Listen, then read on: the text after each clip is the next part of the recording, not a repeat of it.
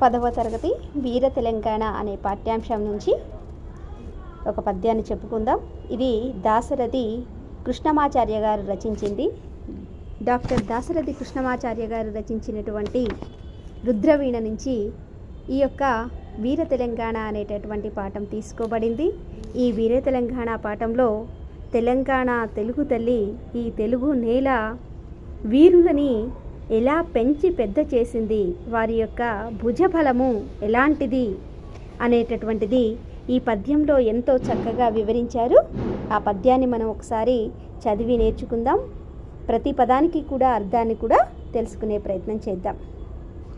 నీ ఒడిలోన పెంచితివి నిండుగా కోటి తెలుగు కుర్రలన్, ప్రాయము వచ్చినంతనే కృపాణములిచ్చితి యుద్ధమాడి, వాజ్రేయ భుజబలము దర్శింపజగమ్ము నవాబుతో సవాల్ చేయుమటంటి వీ తెలుగు రేగడిలో జిగిమెండు మాతరో.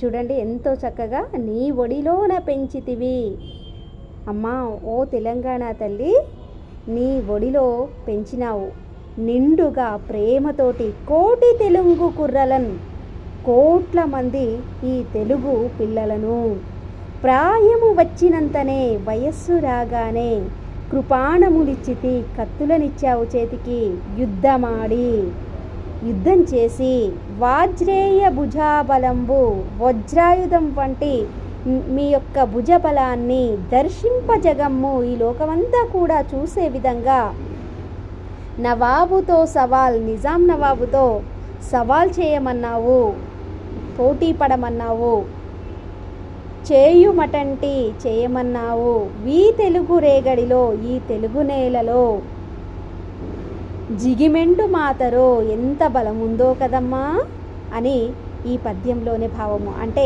ఈ తెలుగు నేలపై పుట్టినటువంటి ప్రతి ఒక్కరిలో కూడా బలము అంటే ఆ జిగి, ఆ మొండితనం, ఆ పట్టుదల అనేది ఉంది.